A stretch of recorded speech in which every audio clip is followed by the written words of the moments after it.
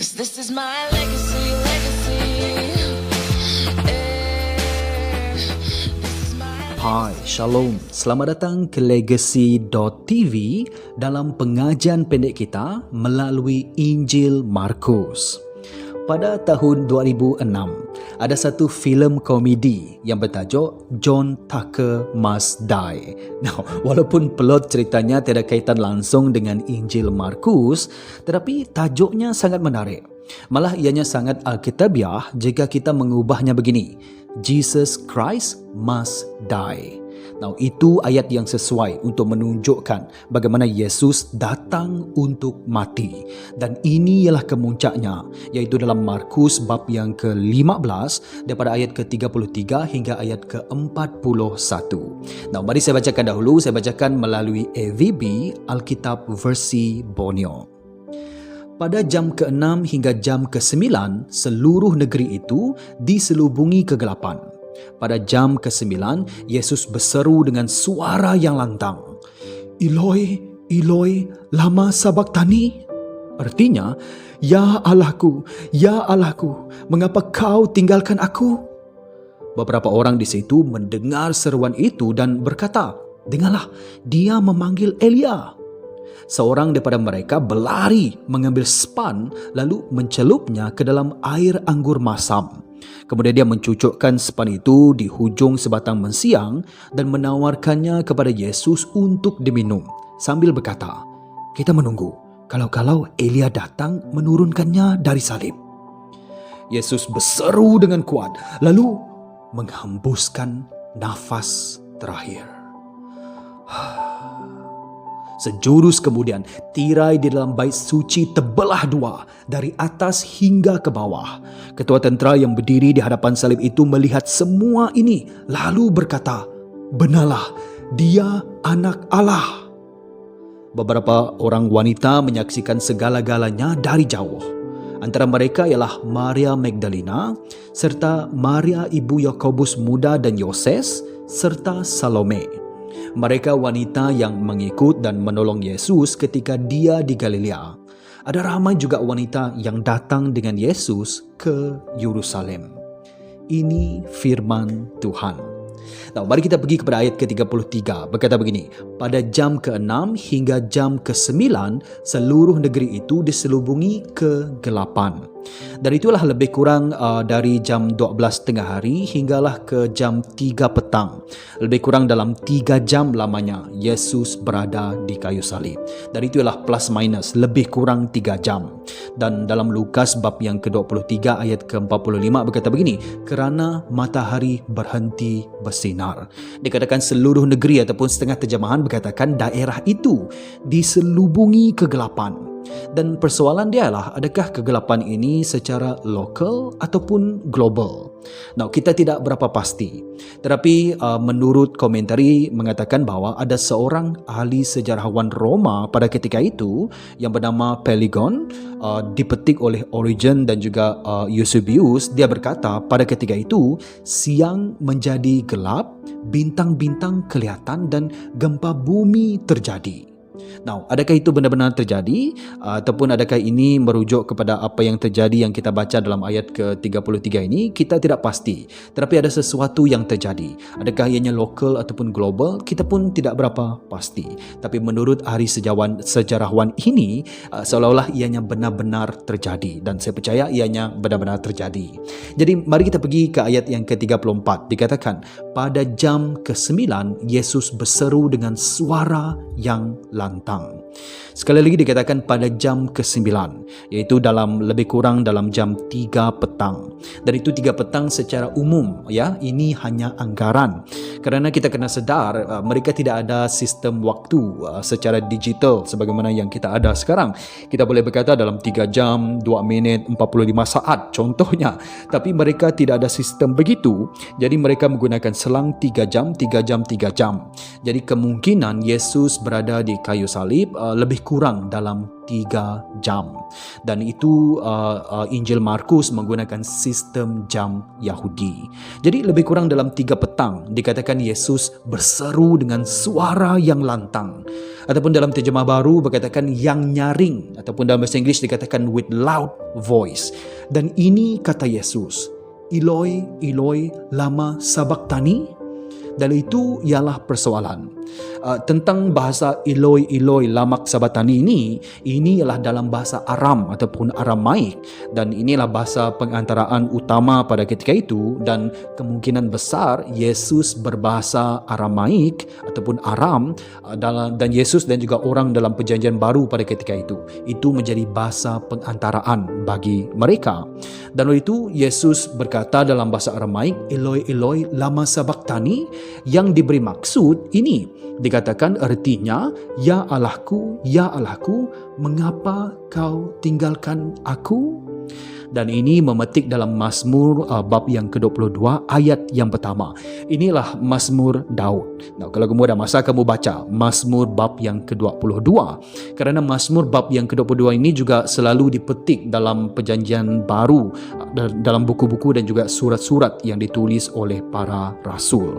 Jadi kalau kamu ada masa, kamu baca dalam Mazmur bab yang ke-22. Dan kata-kata Yesus, Eloi, Eloi, lama sabachthani. Ya Allahku, mengapa kau tinggalkan aku? Dan persoalan dialah, kenapa Yesus berkata begini? Nah, sekurang-kurangnya ada 3 penjelasan yang saya dapat. Yang pertama ialah kita harus melihat dari sudut kemanusiaan Yesus.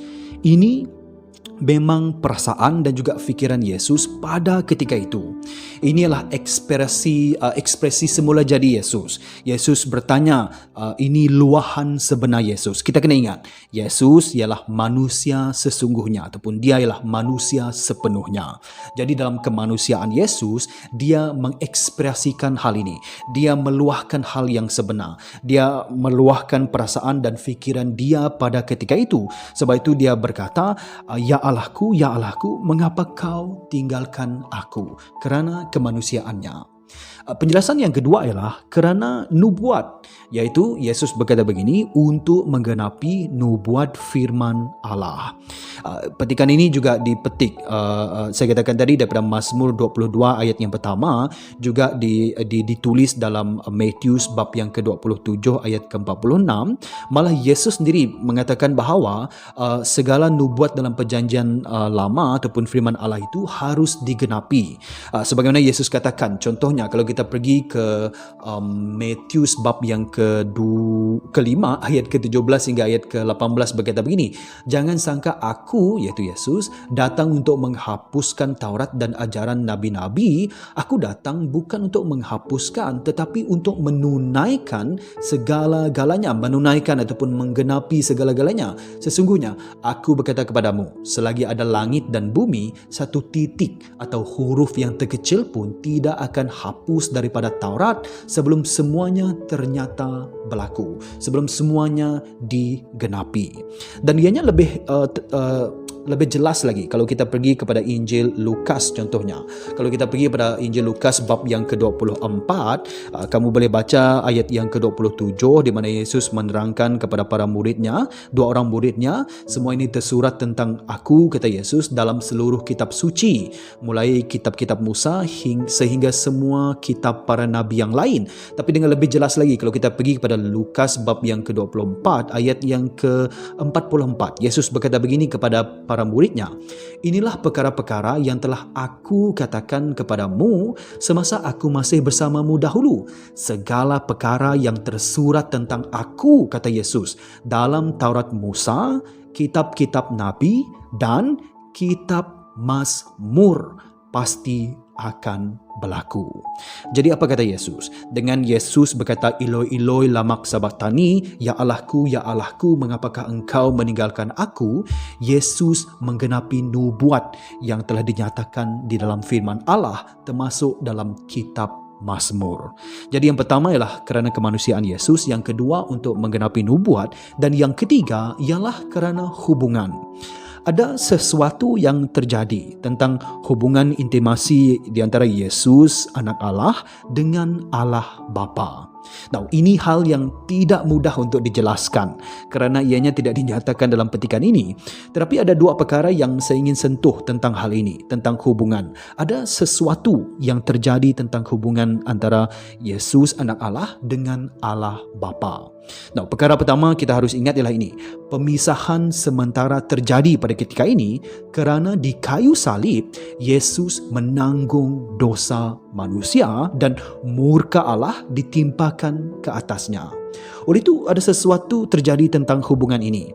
Seolah-olah ada pemisahan yang sementara terjadi. Kenapa? Kerana Allah itu kudus, Allah itu suci, dan apabila Yesus mati di kayu salib, dia menanggung dosa manusia, dan dosa itu menghindari ataupun menyebabkan kesucian Allah itu tidak boleh perhatikan, tidak boleh dekat, dan dosa dengan kesucian itu tidak boleh bersama. Oleh itu ada sesuatu terjadi antara hubungan Yesus dengan Allah Bapa pada ketika ini. Dan saya katakan ada pemisahan sementara terjadi. Dan kita juga sedar ada murka Allah ditimpa ke atas Yesus kerana dosa yang ditanggungnya. Tentang dosa yang ditanggung oleh Yesus di kayu salib, ianya dinyatakan dalam 2 Korintius. Mari saya bukakan dalam 2 Korintius bab yang ke-5 ayat ke-21 berkata begini. Allah menjadikan dia, iaitu Yesus Kristus, yang tidak mengenal dosa menjadi penanggung dosa untuk kita, supaya dalam dia, dalam Yesus, kita diperbenar oleh Allah. Jadi di kayu salib Allah menjadikan Yesus yang tidak mengenal dosa menjadi penanggung dosa untuk kita. Oleh itu ada pemisahan sementara yang terjadi.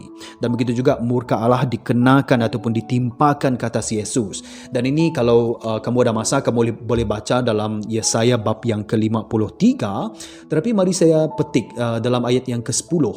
Yesaya bab yang ke-53 ayat ke-10. Namun begitu Tuhan berkehendak menghancurkan dan menyakiti dia.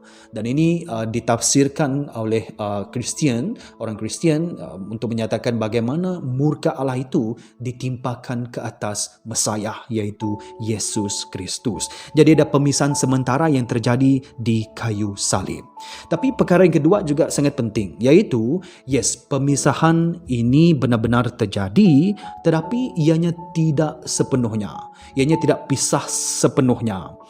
Begini, dalam doktrin Trinity, anak Allah, Allah Bapa dan Roh Kudus setara. Walaupun ada 3 pribadi yang berbeza, tetapi ada satu esensi yang senantiasa dalam kesatuan. Bapa dan juga anak sentiasa ada kesatuan, walaupun berbeza dari segi kepribadiannya. Dan ini jelas juga kalau kita perhatikan clue yang diberikan dalam 2 Korintius bab yang ke-5 ayat yang ke-19 dikatakan, dalam Kristus Allah telah mendamaikan isi dunia ini dengan dirinya dan tidak lagi memperhitungkan kesalahan-kesalahan mereka. Berita perdamaian itu telah diamanahkannya kepada kami. Dan di sini kita perhatikan, dalam Kristus Allah telah mendamaikan isi dunia ini dengan dirinya. Di mana apabila Yesus mati di kayu salib, Allah telah di dalam Kristus telah mendamaikan isi dunia ini dengan dirinya. Jadi kita juga melihat walaupun ada sesuatu terjadi antara hubungan anak dengan bapa, pemisahan ini benar-benar terjadi tetapi tidak sepenuhnya, kerana Allah di dalam Kristus di kayu salib dia telah mendamaikan kita. Jadi 3 sebab yang saya boleh perhatikan. 1, Yesus berkata, Eloi Eloi lama sabachthani, ya Allahku mengapakah engkau meninggalkan aku? Yang pertama kerana kemanusiaan Yesus. Ini memang perasaan dan fikiran Yesus pada ketika itu. Inilah ekspresi semula jadi ataupun luahan sebenar Yesus. Yang kedua, untuk menggenapi nubuat. Menggenapi nubuat dalam firman Allah, terutamanya kalau kita baca dalam Lukas bab yang ke-24 ayat ke-44 tadi, terutamanya juga nubuat dalam kitab Mazmur, iaitu dipetik dalam Mazmur bab yang ke-22 ayat yang pertama. Dan ini juga memberi clue kepada kita bahawa ada sesuatu yang terjadi antara hubungan intimasi antara Yesus anak Allah dan juga Allah Bapa. Pemisahan sementara yang terjadi di kayu salib. Dan pada masa sama, pemisahan ini walaupun ianya benar-benar terjadi, tetapi tidak sepenuhnya. Oleh itu di kayu salib, Yesus menanggung dosa kita. Dan Yesus berseru, Eloi, Eloi, lama sabachthani. Ya Allahku, mengapakah engkau meninggalkan aku?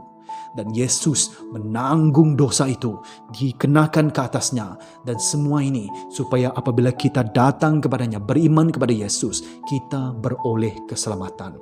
Kita boleh dekat dengan Allah Bapa yang suci. Kita boleh mengenal siapakah Tuhan itu melalui Yesus, melalui darahnya. Dan itu saya akan sentuhkan lagi nanti. Nah, apakah yang terjadi selepas itu? Kita melihat bagaimana kata-kata Yesus di kayu salib dan apa yang berlaku kepadanya mendapat respon daripada orang yang berbeza-beza. Saya dapati ada lebih kurang ada 4 kategori orang yang berada pada ketika itu. Yang pertama, saya melihat orang ramai. Itu saya dapat daripada ayat yang ke-35 hingga ayat ke-36. Dikatakan beberapa orang di situ mendengar seruan itu dan berkata, "Dengarlah, dia memanggil Elia." Seorang daripada mereka berlari mengambil span lalu mencelupnya ke dalam air anggur masam.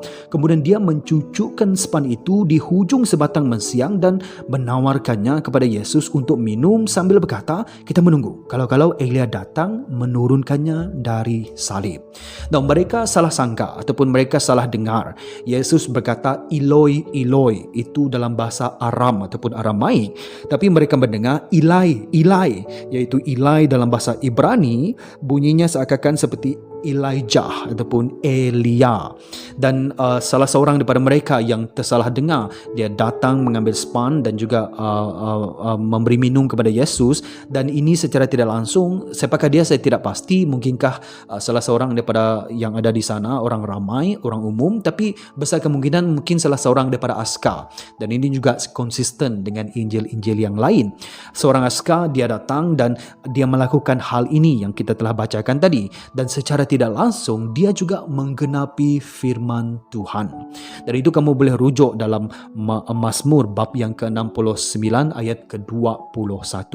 Dan juga kamu boleh baca dalam Bible Study untuk melihat penjelasan tentang hal ini. Jadi orang ramai, kita melihat respon mereka. Mereka salah dengar. Mereka dengar bahwa seolah-olah Yesus memanggil Elia, tapi Yesus tidak memanggil Elia, tapi Yesus memanggil Eloi, Eloi ataupun Bapa-Bapaku. Aram untuk Bapakku. Dan golongan yang kedua ataupun individu yang kedua yang saya perhatikan ialah Allah Bapa itu sendiri. Itu saya dapat daripada ayat yang ke-37 hingga ayat yang ke-38. Ayat ke-37 berkata begini, Yesus berseru dengan kuat lalu menghembuskan nafas terakhir. Nah, sekali lagi Yesus berseru dengan kuat ataupun berseru dengan lantang ataupun dengan nyaring, dan dikatakan dia menghembuskan nafas terakhir. Dalam Injil Yohanes, terutamanya dalam Yohanes bab yang ke-19 ayat ke-30, Yesus ada menyatakan satu ayat. Yesus berkata, Tete lestai, itu dalam bahasa Yunani ada satu ayat saja, Tete lestai, iaitu sudah selesai. Adapun dalam bahasa English, paid in full. Dan apabila Yesus menghembuskan nafas terakhirnya, kita tahu ini ialah kemenangan dan ini bukan kekalahan. Ini menunjukkan bahawa rancangan Bapa itu berjaya dan Yesus ialah bukan mangsa keadaan. Kerana Yesus mati di kayu salib secara sukarela, kerana dia ingin melakukan kehendak Bapa. Inilah hembusan yang terakhir. Ini bukan hembusan kekalahan tetapi kemenangan. Dan ini sedapat dan dikatakan dalam ayat yang ke-38, sejurus kemudian tirai di dalam bait suci terbelah dua dari atas hingga ke bawah. Tentang tirai bait suci, ini adalah tirai, kalau kamu baca dalam Keluaran bab yang ke-26 ayat ke-31, tirai di dalam bait suci iaitu pemisah di antara tempat suci dan juga tempat yang maha suci, daripada holy place to the most holy place or the holiest place. Itu ada tirai bait suci dan dikatakan ianya terbelah dari atas ke bawah. Siapa yang boleh masuk ke dalam ruang maha suci? Siapa yang boleh masuk ke dalam tempat yang maha suci? Hanya imam besar saja. Seorang saja, imam besar saja. Itu pun setahun sekali. Tetapi apabila dinyatakan bahawa tirai bait suci itu terbelah dua, dan di sini kita lihat bukan daripada bawah pergi ke atas, tapi bait suci itu terbelah dari atas hingga ke bawah, dan ini bukan tindakan manusia. Kalau manusia daripada bawah pergi atas dia koyakkan, tapi di sini kita melihat daripada atas ke bawah tirai itu dikoyakkan, dan ini saya perhatikan sebagai tindakan Tuhan sendiri, tindakan Allah Bapa. Dan ini menyatakan kepada kita simbolik bahawa dengan kematian Yesus di kayu salib, tirai itu sudah tidak ada lagi. Kita boleh masuk ke ruang Maha Kudus melalui darah Yesus Kristus. Dan ini yang dilakukan oleh Bapa dan memberi simbolik kepada kita dengan kematian Yesus, dengan darahnya yang tercurah, dengan iman kepada Yesus Kristus, kita boleh datang ke hadapan Bapa. Kita boleh masuk ke dalam ruang Maha Kudus untuk menyembah Tuhan, untuk datang kepadanya. Dan bukan setahun sekali, tapi bila kita ada iman, kita datang kepadanya melalui Yesus Kristus, melalui darahnya. Itu yang dinyatakan dalam Ibrani. Kalau kita pergi pada Ibrani bab yang ke-10 ayat yang ke-19 berkata begini, oleh itu saudara-saudara, kita telah mempunyai keberanian untuk masuk ke tempat yang maha suci melalui darah Yesus, melalui jalan yang baru dan hidup yang dibukakannya untuk kita menerusi tirai, iaitu tubuhnya. Wow, kita mempunyai keberanian, confident, boldness untuk masuk ke tempat yang maha suci melalui darah Yesus. Wow, this is wonderful. Nah, mari saya teruskan lagi. Golongan yang ketiga ialah ketua tentera ataupun individu yang ketiga. Ketua tentera dalam ayat yang ke-39 dikatakan, ketua tentera yang berdiri di hadapan salib itu melihat semua ini lalu berkata, benarlah dia anak Allah. Dia melihat semua ini. Mungkinkah dia melihat sikap Yesus, kelakuan Yesus, kata-kata Yesus, dan juga perkara yang terjadi di sekitar apabila Yesus mati, sebelum dan juga selepas Yesus mati di kayu salib. Dan ini kesimpulannya, benarlah dia anak Allah. This is the Son of God, dia katakan. Dan ini kembali kepada tema utama dalam Markus bab yang pertama, ayat yang pertama dikatakan, inilah permulaan Injil tentang Yesus Kristus, anak Allah. Dengan ketua SKA ini berkata, ini benarlah dia anak Allah, maka tema tentang Injil Markus bahawa Yesus ialah anak Allah itu telah ditunjukkan melalui kesaksian ketua tentera ini.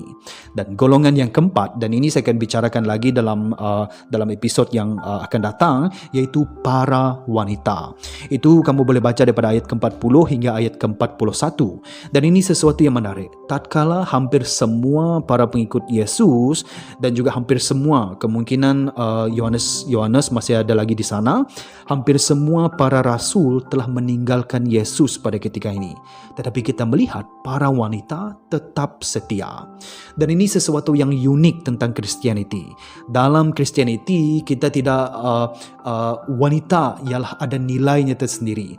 Ada nilai yang besar di hadapan Tuhan. Ada nilai yang besar di hadapan dalam agama Kristian ataupun sebagai pengikut Yesus Kristus, wanita itu dilihat sama nilainya dengan lelaki. Tidak seperti dalam culture ataupun budaya dalam perjanjian baru pada ketika itu. Di sini kita melihat bagaimana wanita diketengahkan dalam Christianity. Malah nanti kita melihat setelah beberapa saksi yang pertama yang melihat kebangkitan Yesus daripada kematian ialah golongan wanita. Dalam Christianity melalui Yesus, kenyataan Paulus di dalam Galatia 3:28 ini sangat-sangat powerful. Dan ini kata Paulus apabila penulisan Paulus dalam Galatia bab yang ketiga ayat yang ke-28 berkata begini,